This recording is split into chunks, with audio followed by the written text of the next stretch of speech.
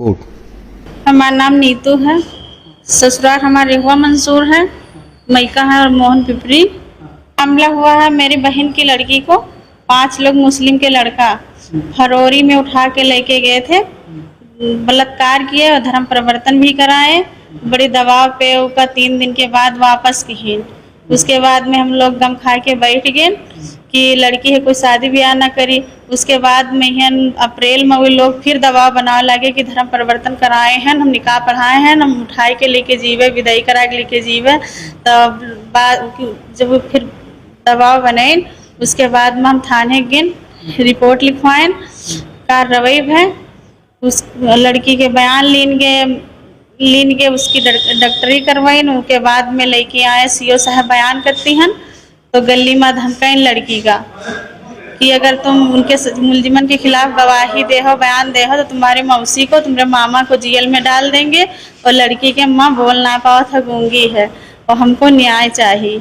Mahsi CO, हाँ CO के खिलाफ में कोर्ट में हुआ है, वो तलब भी भय हैं, उनके खिलाफ कार्रवाई भय है। लेकिन योगी बाबा की सरकार में बता ये मेरे के मुस्लिम लोग करे थे कि धर्म परिवर्तन करावा था, बलात्कार करत था। वो एक आदमी नहीं 5-5 लोग बलात्कार कीन है और कोई कार्रवाई उनके पर होत ना आई है। एक प्रकरण थाना हरदी क्षेत्र का था। कुछ मोहम्मदनों ने एक नाबालिग यस्सी हरिजन लड़की को अगवा कर लिया था और अगवा करके तीसरे दिन वो लड़की रिकवर होती है और उसके बाद उन लोगों ने धमकी दिया कि यदि इस मामले में कहीं आप एफआईआर वगैरह करते हैं तो आपके घर वालों को मार दिया जाएगा। तो वो लोग डर जाते हैं और डरने के बाद कुछ नहीं करते हैं, जबकि उसको ले जा करके उसका धर्म परिवर्तन भी कराया गया, उसके साथ रेप किया लोगों ने और मामले को दबा दिया। फिर लगभग 1 माह बाद वो लोग पुनः उसके ऊपर दबाव बनाने लगे कि आपके साथ हमारा निकाह हुआ है और आपको हम ले चल करके अपने साथ बाहिसियत पत्नी रखेंगे।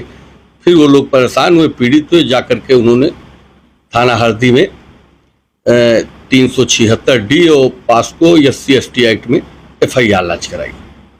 एफआईआर लॉन्च होने के बाद विवेचना शुरू हुई। विवेचना क्षेत्राधिकारी महसी अनिल सिंह जी कर रहे थे। दौरान विवेचना जो भी राजनीतिक प्रेशर कहिए या आर्थिक रूप से वो मोटिवेट हो गए, वो लड़की को लेकर आए और लड़की को उन लोगों ने 164 के बयान के तहत टार्चर किया कि आपको मुलजिमों के पक्ष में ऐसा कोई बयान नहीं देना है जिसमें धर्म परिवर्तन या रेप के संबंध में पुष्टि हो, और इस हिसाब से अगर आप बयान देती हैं तो आपके घर वालों को हम दूसरे मुकदमे में जेल में डाल देंगे। लड़की डर जाती है और जब न्यायालय में आते हैं तो सीओ साहब महोदय ने एक एप्लीकेशन प्रश्नोत्तरी ले जा करके मजिस्ट्रेट को देते हैं और मजिस्ट्रेट से ये कहते हैं कि आप फला फला प्रश्न ही पूछें उससे। मजिस्ट्रेट ने उसी प्रकार से प्रश्नोत्तरी के लाइट में उन्होंने प्रश्न पूछे और उसके बाद क्षेत्राधिकारी महसी ने 5 मुलजिमों पर एफआईआर लॉन्च होती है, जिसमें 3 का नाम उन्होंने मुकदमे से निकाल दिया। एक के खिलाफ उन्होंने मात्र 363 IPC में आरोप पत्र दाखिल किया और एक के खिलाफ 376 में। इस प्रकार उन्होंने उन लोगों को लाभ पहुंचाने का पूरा प्रयास किया। बेल एप्लीकेशन जब पड़ती है तो बेल में लड़की की तरफ से पूरे प्रपत्र लगा करके न्यायालय पर दिया जाता है और सीओ साहब ने उस प्रश्नोत्तरी का CD नंबर 6 में पर्चा भी काट दिया, जिसके तहत न्यायालय ने यह माना कि क्षेत्राधिकारी विवेचक महोदय ने मुलजिमों को लाभ पहुंचाने का फोकट किया है, पूरा सहयोग उन लोगों को दिया है मुलजिमों को, और जिन्होंने अलग से प्रक्रियावाद दर्ज करके सीओ महसी को तलब कर लिया और जिसमें वो आज वारंट इशू हुआ था। वारंट पे आज वो आए थे और लगभग 4 घंटे पुलिस के न्यायालय के अंडर कस्टडी में कटघरे में रहे। वो अभी उनकी जमानत हुई है। इस मामले में वो हाईकोर्ट भी गए थे? हाँ, सूचना है, हमको जानकारी तो नहीं है, लेकिन ये सूचना मिली थी कि माननीय उच्च न्यायालय गए थे, लेकिन उनको कोई रिलीफ नहीं मिली क्योंकि जो प्रपत्र उन्होंने कृत किया है वो खुद ही फंस चुके हैं पूर्ण रूप से। क्या मानते हैं विवेचक मुलजिमों को बचा रहे हैं? पूरा प्रयास उन्होंने मुलजिमों को बचाने का, क्योंकि 164 CRPC के अंतर्गत स्वच्छंद बयान होता है, कोई मोटिवेट नहीं कर सकता है और उन्होंने खुद लड़की को टार्चर किया और बयान देने से रोका।